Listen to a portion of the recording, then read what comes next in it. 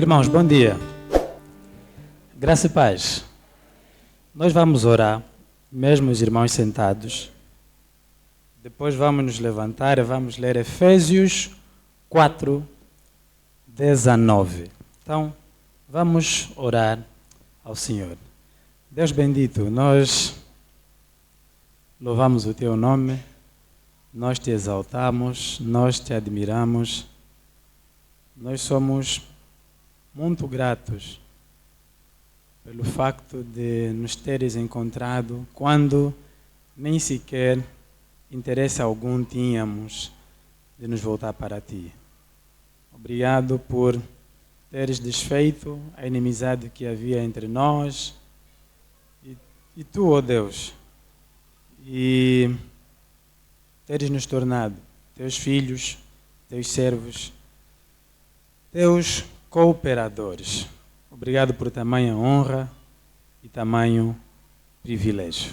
Nós nos reunimos aqui porque acreditamos que ao lermos a palavra, ao cantarmos, ao orarmos e ao fazermos outras coisas enquanto reunidos, o fazemos para expressar a nossa fé em Ti e para prestar adoração a Ti.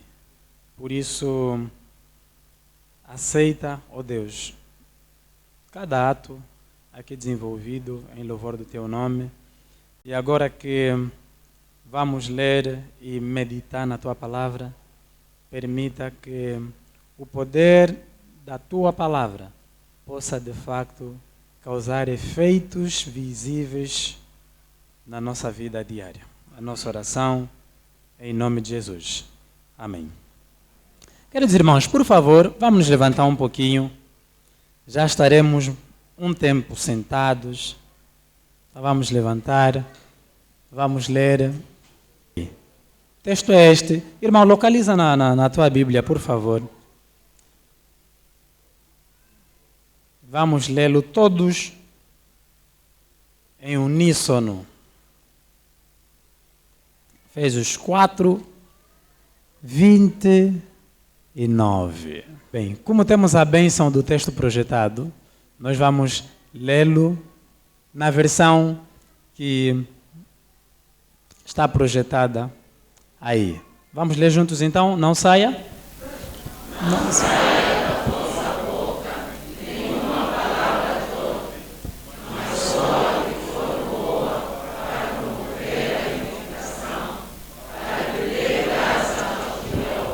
Amém?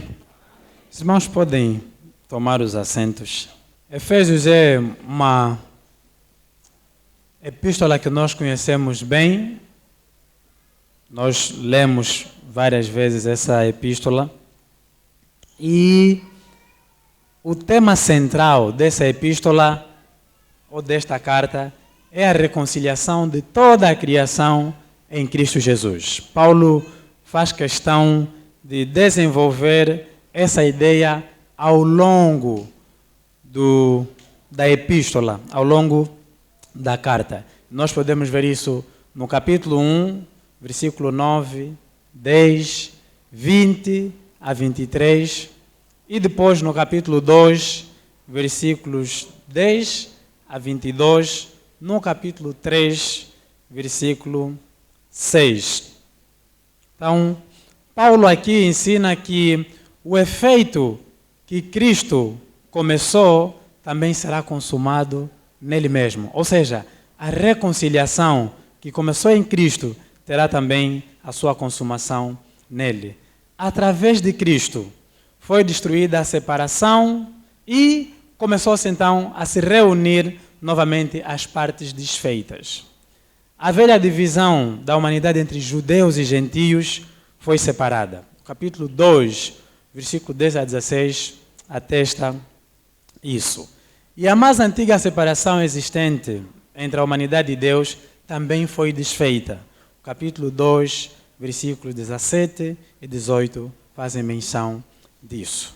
Então, Paulo, ao fazer essa descrição, apresenta a igreja, de certa forma, como que deslumbrante. Porque a igreja agora não é apenas a comunidade dos judeus, mas é a comunidade dos gentios também. Aqueles que não são judeus, aqueles que antigamente não faziam parte do povo de Deus. Por causa de Cristo, esses agora foram unidos à igreja, foram congregados à igreja, e por isso, esses todos devem esforçar-se para manter a unidade, que dá testemunho de que de facto é Cristo quem os reconciliou. E Paulo deixa essa ideia no capítulo 4, este que nós lemos, do versículo 1 a 6. Então, a preocupação do apóstolo é falar dos efeitos da reconciliação de toda a criação em Cristo Jesus. Então, as orientações que ele deixa nesse capítulo estão relacionadas às evidências que deviam ser atestadas na vida das pessoas que já foram reconciliadas com Deus e agora buscam, promovem a unidade da igreja, porque a unidade da igreja aponta para o que Cristo já fez por nós, para o que Deus já fez através de Jesus Cristo. A carta é um desafio contra o individualismo e suas expressões na vida diária da igreja. Paulo esperava ver o propósito unificador de Cristo e de Deus para o mundo, exatamente começando na igreja. Se Deus é uno, a igreja de Deus deve ser unida. E se a igreja de Deus deve ser unida, isso deve manifestar-se no viver diário do povo de Deus. Então, o capítulo 4 é um apelo para que a igreja saiba como viver de uma maneira que reflita a nova criação de Deus, na base da unidade, da harmonia e da paz. A carta chama-nos a construir pontes e não campos minados. Desafia-nos a encontrar as melhores formas de converter nossa igreja em comunidade real de pessoas cujas vidas e experiências de adoração são a prova da unidade da criação que começou em Jesus Cristo. Nesses versículos de 25 a 32, Paulo está preocupado em que os efésios tivessem uma conduta pautada pelos princípios que ele orienta. Se os irmãos verificarem, a partir do versículo 25, ele vai deixando várias orientações. Várias orientações. E ele espera que esses cristãos tenham, de facto, no seu viver diário, esses elementos, essas marcas, essas características. Hoje nós falaremos do versículo 29. Não falaremos dos outros que o apóstolo também destaca. Então, tendo em vista a reconciliação em Cristo, a unidade, a harmonia e a paz, Paulo orienta que as pessoas que já foram reconciliadas com Deus tenham uma forma de falar, tenham uma maneira de falar contrária aos procedimentos antigos, aos hábitos antigos, aos costumes do passado. Então, no versículo 29, Paulo deixa claramente a ideia de que nem tudo deve ser dito, nem tudo é para falar. Há coisas que nós não devemos falar, há coisas que não devemos dizer. Não é que podemos falar tudo, não é bem assim.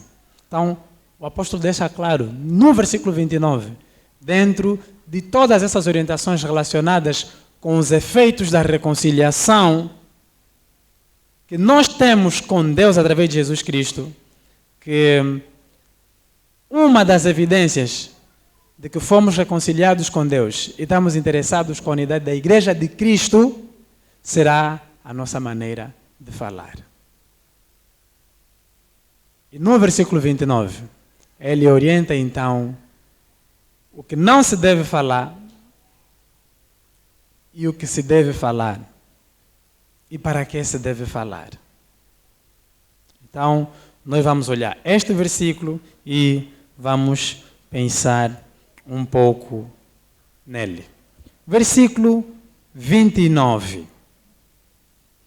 A primeira parte do versículo, Paulo ensina o que não se deve falar, o que não se deve dizer.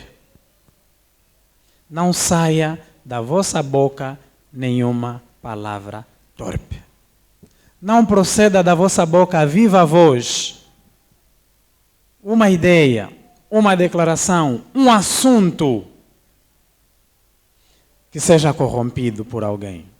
Um assunto impróprio para uso. Um assunto que seja pobre de qualidade. Um assunto que não tenha valor. Palavra torpe. Paulo está preocupado com o tipo de palavras que devem ser usadas na vida diária da igreja. Ele proíbe as palavras que só de citar já é vergonhoso. As palavras que ao serem ditas vão incitar outros tipos de comportamentos, outros tipos de intenções, outros tipos de manifestações. Não falem isso. Não usem essas palavras que podem incitar, podem causar prejuízos, podem fazer mal, podem machucar, podem ferir. Paulo não está a dizer que não falem nada. Paulo não está a dizer mintam. Mas Paulo está a dizer, há palavras que são impróprias. Há palavras que não têm valor. Há palavras que não são importantes. Há palavras que, ao serem citadas, elas acabam apresentando ou trazendo o efeito oposto do que se pretende. Tenham cuidado com esse tipo de palavras. Com esse tipo de palavras. Evitem dizer esse tipo de palavras. Evitem pronunciar essas coisas. A preocupação de Paulo é que, ao falar, os irmãos não se desapegassem dos velhos hábitos, cujo tipo de linguagem não é censurada.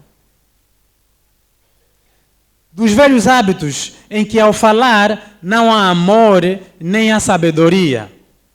Em que, ao falar, não se busca o propósito que ele mesmo diz no versículo. É como se Paulo tivesse dizer, calma, tomem cuidado. Não fale só porque você quer falar. Não fale só porque é a tua vez. Vê bem o que você quer falar. Pensa bem no que você vai dizer. Analisa o que você vai transmitir. Tenha cuidado com estas palavras. Tenha cuidado. Paulo, ele é categórico porque a preocupação dele é que a edificação da igreja, como uma característica da reconciliação que nós temos com Deus através de Jesus Cristo, passasse pela forma como nós falamos. É como se Paulo tivesse a dizer assim, olha, tem que converter também a boca. Esses lábios têm que ser santificados. Não basta dizer, não, eu sou de Deus, eu sou de Cristo. A boca também tem que ser de Deus. Os lábios também têm que ser purificados. A linguagem tem que mudar também.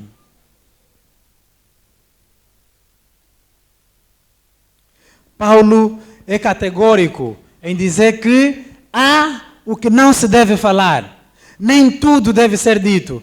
Há palavras a serem excluídas do vocábulo diário. Deve haver algum critério no falar e algum rigor. É necessário excluir certas palavras do nosso vocabulário. Isso já não, isso fica para trás, isso vai para o lixo, isso tem que ser descartado. Isso já não pode fazer parte da minha forma de falar. Não pode fazer parte da minha linguagem. Não pode fazer parte dos meus discursos.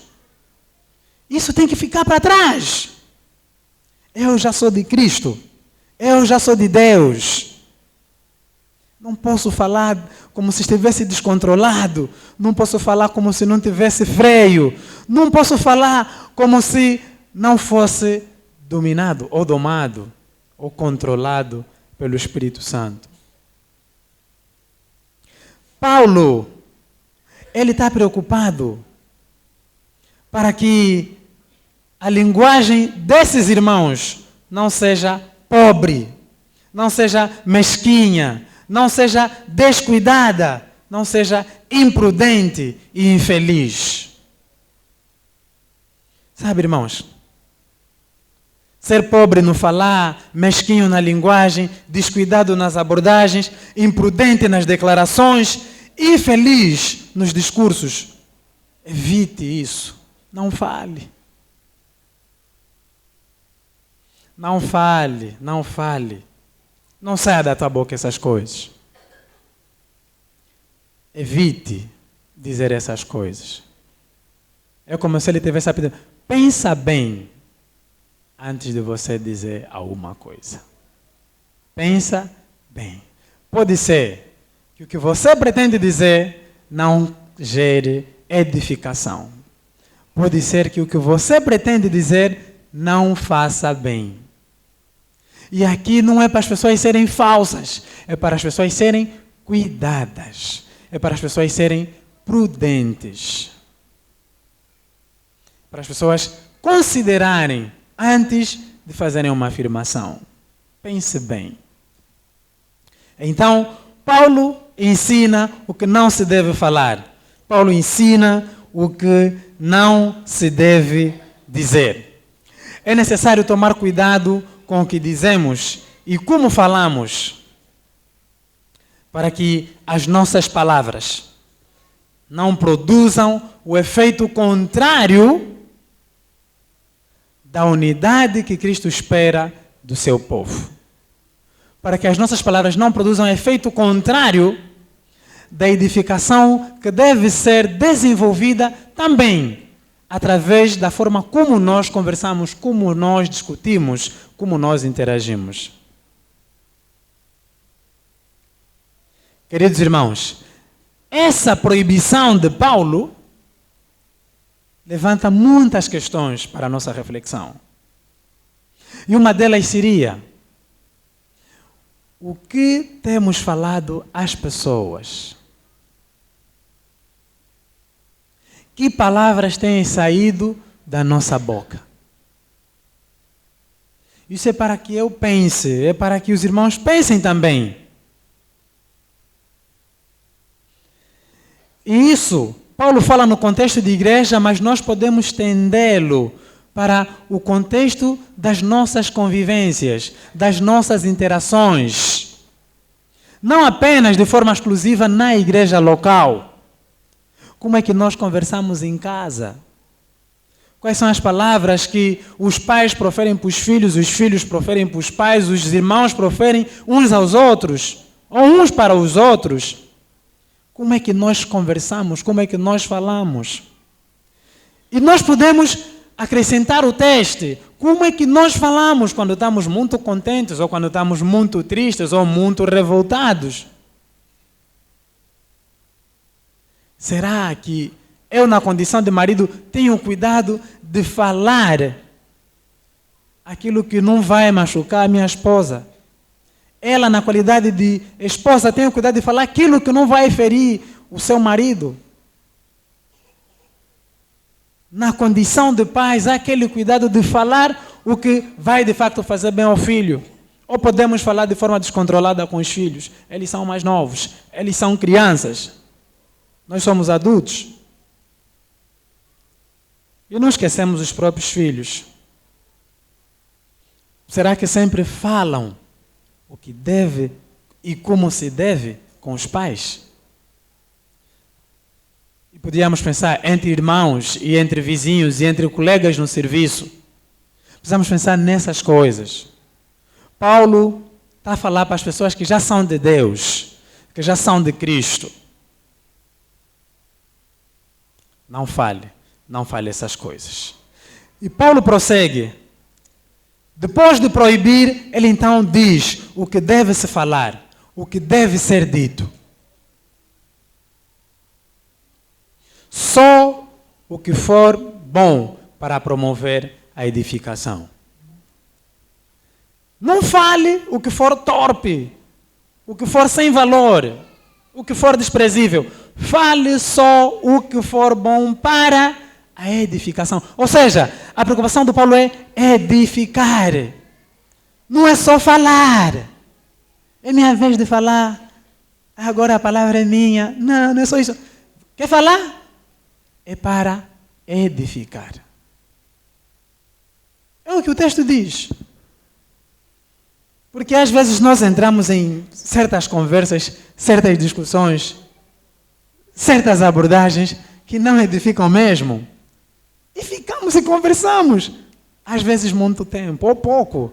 Mas são conversas que não edificam em nada. São só conversas. É só um passatempo.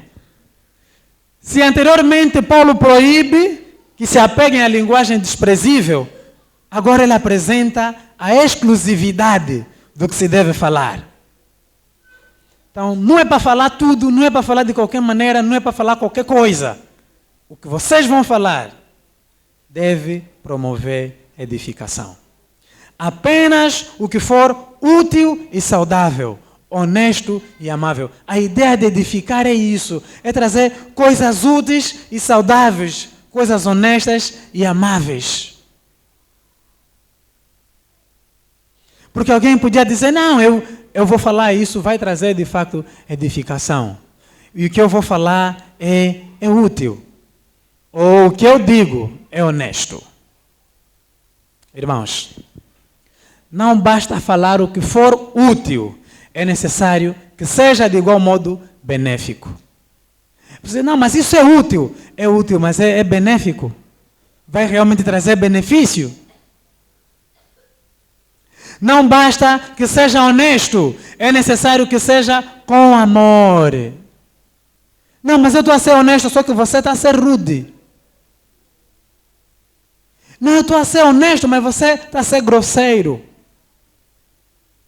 Porque eu posso ofender o outro na minha honestidade. Só estou a ser honesto, só estou a falar a verdade. Eu só estou a falar a verdade. Mas tem que ser com amor. Porque a verdade sem amor,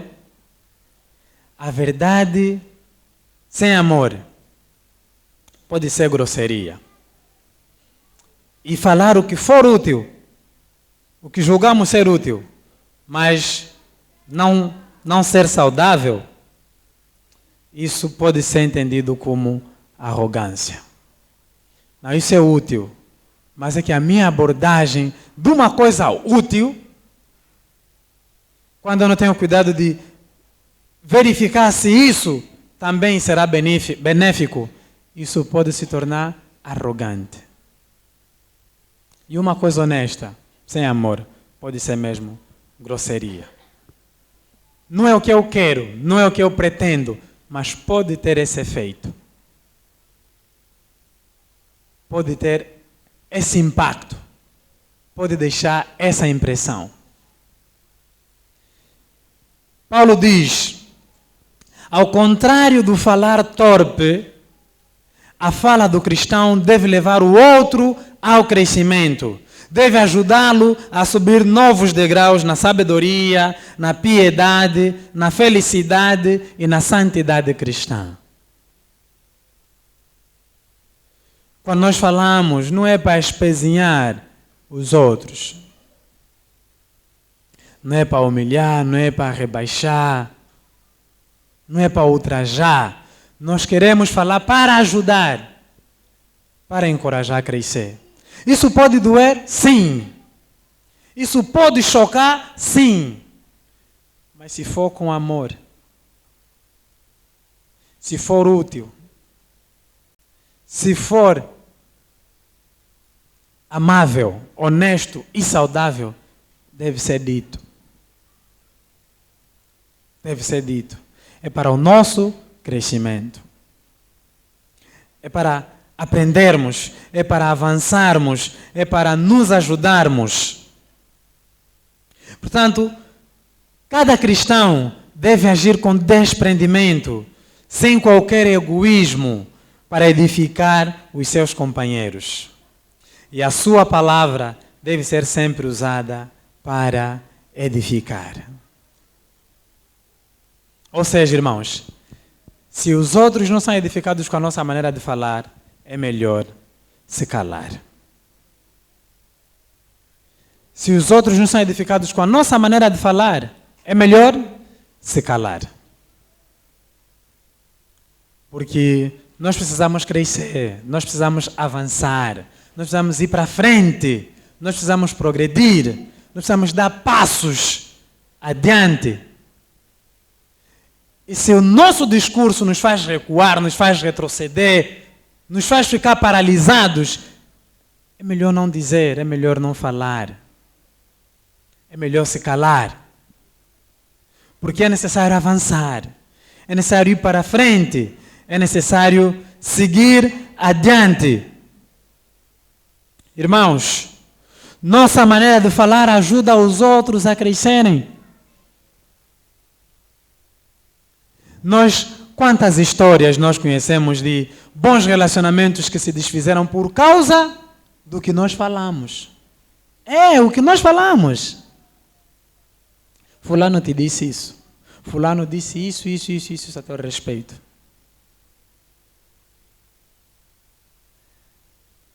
Fulano, você é assim, e aquilo mais. Paulo não é que já não devamos falar, temos que continuar falando. Mas é necessário que, ao falarmos, nós tenhamos de facto interesse em nos elevarmos, interesse em caminharmos um pouco mais para frente, interesse em melhorar de alguma forma. Por isso falamos. E o apóstolo, ele termina essa afirmação na série de orientações práticas que devem atestar a vida das pessoas reconciliadas com Deus, dizendo então, para que falar? Ele fala primeiro o que não se deve dizer ou falar, depois diz o que deve se dizer ou falar, e agora ele termina, para que falar? A última parte do versículo, ele diz, para que dê graça aos que a ouvem. Para que dê graças ao que a ouvem. Para fazer bem ao outro voluntariamente. O propósito desse falar é o benefício do outro. É buscar que o próximo tenha proveito com o que se diz. É ser intencional no bem para com o ouvinte. Eu falo para o teu bem. Eu não falo com uma outra intenção. Eu quero o teu bem. Por isso falo contigo essas coisas e falo contigo dessa maneira. Eu falo contigo com honestidade e amor porque quero o teu bem. Eu falo contigo o que for útil e saudável porque quero o teu bem. É para o teu bem. É para o teu bem. Isso pode chocar, isso pode ferir, isso pode confrontar, mas deve ser para o bem de quem está nos ouvir. Não é para ficarmos satisfeitos porque falei tudo. Tirei, nós aí somos assim, né? Tirei tudo, estou leve. Estou aliviado, saiu mesmo, tudo, eu queria falar tudo. Não é isso, não é para você se sentir aliviado. É para ajudar o outro. Nós falamos porque identificamos que há uma falha aí, há uma insuficiência aí, há uma irregularidade aí. E é necessário que se chame a atenção para que isso melhore. Então eu vou falar. Eu vou falar porque já dei conta que ali está a faltar alguma coisa. Já dei conta que estamos a errar nisso. Já dei conta que não estamos a caminhar bem em relação a essa coisa. Então eu falo Porque eu quero que nós melhoremos, eu quero que isso se corrija, eu quero que isso mude. Por isso eu estou a falar, eu quero o bem, eu quero promover edificação. Eu quero que o meu discurso faça parte das ações que ajudam a minha comunidade a caminhar melhor. A minha comunidade a testar, através do seu falar, que não, nós somos de Deus, nós estamos em Cristo. Paulo, preocupado com a unidade da igreja, orienta que a edificação do outro deve ser a razão por que se deve falar e o fator determinante do que se vai dizer. Eu vou falar porque quero te edificar, eu vou falar porque quero te fazer bem. Irmãos, já imaginaram se nós fizéssemos sempre isso? Não quero conversar com o Kijingo. Tem certeza que queres me edificar? Tem certeza que queres me fazer bem? Não, eu vou conversar com o Dório. Mas eu tenho certeza que quero edificar o Dório com essa conversa. Eu tenho certeza que quero fazer bem a ele.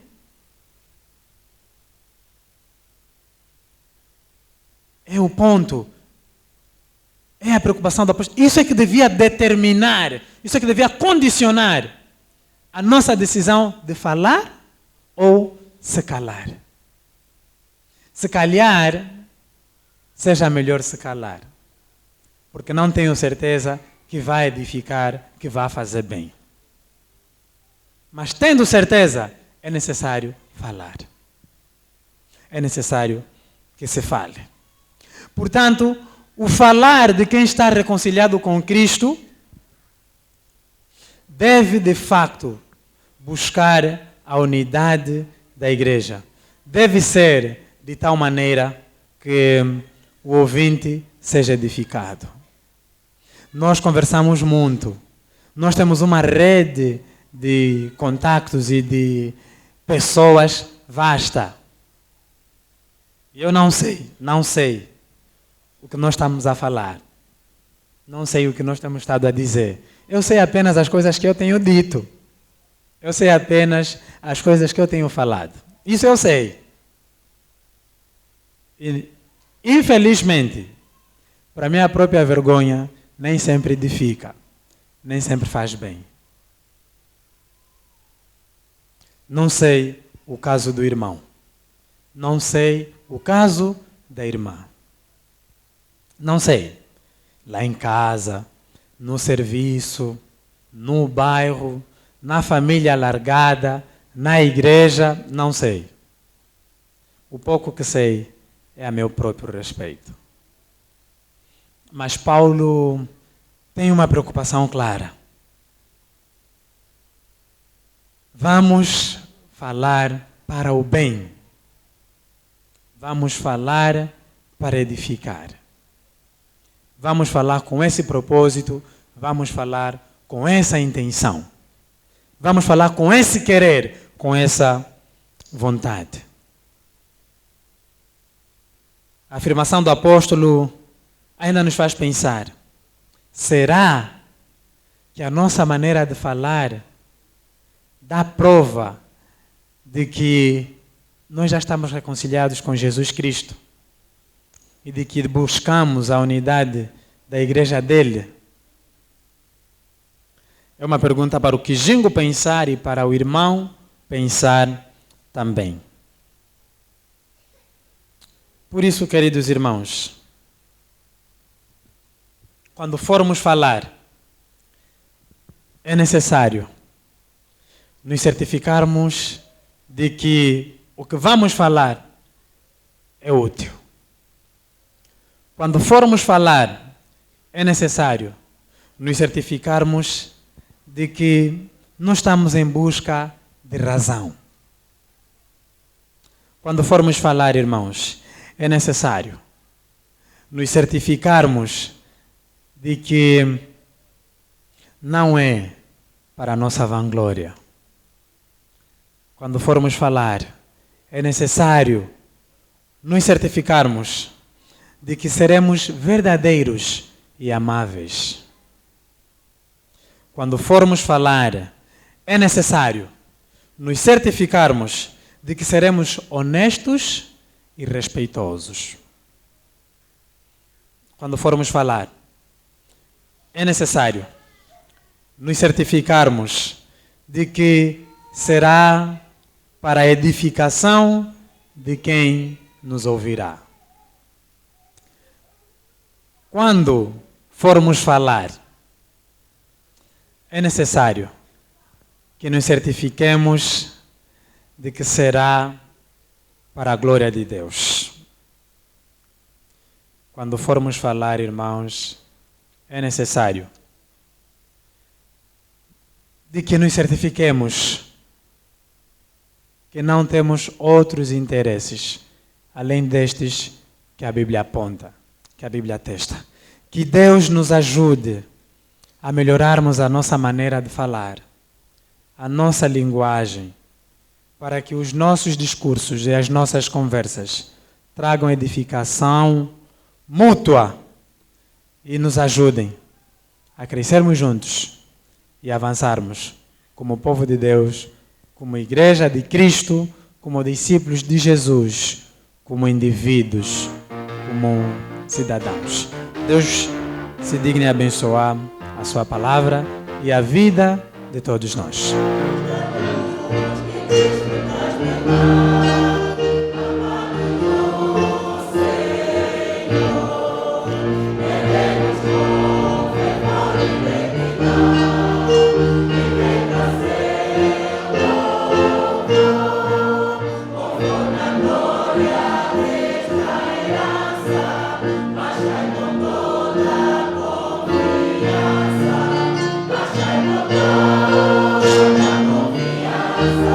Confiança,